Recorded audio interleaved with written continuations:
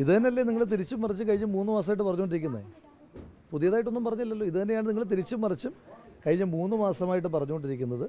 ഈ 3 മാസമായിട്ട് ഞാൻ പറയുന്ന കാര്യങ്ങൾ തന്നെ എനിക്കിന്നും പറയാനുള്ളൂ. ഒരു അന്വേഷണം നിങ്ങളുടെയൊക്കെ കൂടി താല്പര്യപ്രകാരം ഒരു അന്വേഷണം നടക്കുന്നുണ്ട്. ആ അന്വേഷണത്തോട് എല്ലാ രീതിയിലും സഹകരിക്കുമെന്ന് ഞാൻ പറഞ്ഞിട്ടുണ്ട്. ആ അന്വേഷണം മുന്നോട്ട് പോകട്ടെ. ആ അന്വേഷണം മുന്നോട്ട് പോയതിന് ശേഷം അതിൻ്റെ ഒരു ഘട്ടം കഴിയുമ്പോൾ എനിക്ക് പറയാനുള്ളത് ഞാൻ പറഞ്ഞു തുടങ്ങാം. ഞാൻ ചോദിച്ചോട്ടെ, അതൊരു ശരിയായ മാധ്യമ രീതിയാണോ? നിങ്ങളൊരു അല്ല സഹോദര ഞാൻ പറയട്ടെ, ക്രൈം അല്ലേ? അപ്പോൾ അത് ഓഡിയോ രാഹുലിന്റെ ആണോ എന്നുള്ള ഒറ്റ ചോദ്യമാണ്. കാരണം ഒരു കൊലപാതകമല്ലേ ഈ സംഭവം ചെയ്യുന്നത്. സഹോദര അങ്ങ് വ്യഗ്രത കാണിക്കണ്ട. നിങ്ങൾ എൻ്റേതാണെന്നും പറഞ്ഞ് നിങ്ങളൊരു വോയിസ് കൊടുക്കുന്നു. ആ കൊടുക്കുന്നതിന് മുമ്പ് നിങ്ങൾ എന്നോട് വിളിച്ചിട്ട്, സാധാരണ മാധ്യമപ്രവർത്തനം അങ്ങനെയാണെന്ന് ഞാൻ മനസ്സിലാക്കുന്നത്, നിങ്ങൾ ഇതിങ്ങനൊരു വോയിസ് ഞങ്ങളുടെ കിട്ടിയിട്ടുണ്ട്, ഈ വോയിസ് നിങ്ങളുടേതാണോ എന്ന് എന്നോട് ചോദിച്ചതിന് ശേഷം നിങ്ങളത് കൊടുക്കുന്നതിനകത്ത് എനിക്ക് മനസ്സിലാക്കാം.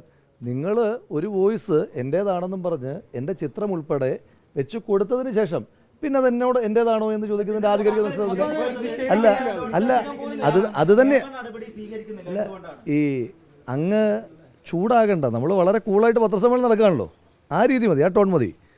അതായത് നിങ്ങളൊരു വോയിസ് കൊടുത്തു, ആ വോയിസ് കൊടുത്ത് പിന്നെ എൻ്റെ പാർട്ടല്ലേ, എൻ്റെ പാർട്ടിലുള്ള കാര്യം ഞാൻ ആദ്യത്തെ ദിവസം തന്നെ പറഞ്ഞു. ഈ അന്വേഷണം മുന്നോട്ട് പോയതിന് ശേഷം ഒരു ഘട്ടം കഴിയുമ്പോൾ എനിക്കെപ്പോഴാണോ അതിൻ്റെ ബാക്കി കാര്യങ്ങൾ ആഡ് ചെയ്യാനുള്ളത് ആ സമയത്ത് ഞാൻ ആഡ് ചെയ്യുകയും എനിക്ക് നിയമപരമായി മുന്നോട്ട് പോകാനുള്ള അവകാശം രാജ്യത്തുണ്ടല്ലോ. ഈ രാജ്യത്ത് എനിക്ക് മുന്നോട്ട് പോകാൻ അവകാശമുള്ളിടത്തോളം കാലം ഞാൻ ആ അവകാശമായിട്ട് മുന്നോട്ട് പോവുകയും ചെയ്യും. ഞാൻ ഇപ്പോഴും ഇങ്ങനെ നിൽക്കുന്നതിൻ്റെ ഏറ്റവും ഉത്തമമായ ബോധ്യം, ഞാൻ ഈ രാജ്യത്തെ ഏതെങ്കിലും നിയമത്തിനെതിരായിട്ട് ഇന്നത്തെ ദിവസം വരെ ഒരു പ്രവൃത്തിയും, ഇതെന്നല്ല രാജ്യത്തെ നിയമത്തിനെതിരായിട്ടൊരു പ്രവൃത്തിയും ഞാൻ ചെയ്തിട്ടില്ല എന്ന് ഉത്തമമായ ബോധ്യമുള്ള ഒരു പൗരൻ എന്ന നിലയിൽ ഒരിക്കൽ കൂടി പറയുന്നു, ഈ രാജ്യത്തെ ഏതെങ്കിലും ഒരു നിയമത്തിനെതിരായി എന്തെങ്കിലും ചെയ്തിട്ടില്ലാത്ത ഒരാളെന്ന നിലയിൽ എനിക്ക് നിയമപരമായി മുന്നോട്ട് പോകാനുള്ള അവകാശമുണ്ട്. ആ അന്വേഷണം നടക്കുകയല്ലേ, ആ അന്വേഷണം നടക്കുകയല്ലേ സഹോദര. നിങ്ങൾ ആ വോയിസ് എന്നാ പിന്നെ എടുക്കണ്ടെന്ന് ഞാൻ പറഞ്ഞു, എടുക്കണ്ട എന്ന് ഞാൻ പറഞ്ഞു, അല്ല എടുക്കണ്ട എന്ന് ഞാൻ പറഞ്ഞു. അല്ല ഞാനത് പറഞ്ഞല്ലോ. നിങ്ങളിത് കൊടുക്കുന്നതിന് മുമ്പ് നിങ്ങളിത് എന്റേതാണെന്ന് പറഞ്ഞ് ആധികാരികമായി കൊടുത്തിട്ട് പിന്നെ എന്റെയോട് ചോദിക്കുന്നില്ല ഇത് നിങ്ങളുടെയാണോ ചോദിക്കുന്നില്ല. ആ ചോദ്യത്തിന് അതാണോ അല്ലയോ അത്തരം കാര്യങ്ങൾക്കെല്ലാം ഇത് കഴിഞ്ഞു പോയിട്ടില്ലല്ലോ. ഞാൻ ആദ്യത്തെ ദിവസം തന്നെ പറയുന്നുണ്ടല്ലോ, ആദ്യത്തെ ദിവസം തന്നെ ഞാൻ പറഞ്ഞിട്ടുണ്ട്. അതായത് ഒരു അന്വേഷണം നടക്കുന്നുണ്ട്. അന്വേഷണ സംഘത്തെ പ്രഖ്യാപിച്ചതിന് ശേഷമുള്ള എൻ്റെ ആദ്യത്തെ പ്രതികരണത്തിൽ തന്നെ ഞാൻ വളരെ കൃത്യമായി പറഞ്ഞു, ഒരന്വേഷണം നടക്കുന്നുണ്ടല്ലോ അല്ലേ, ആ അന്വേഷണം പൂർത്തീകരിക്കട്ടെ.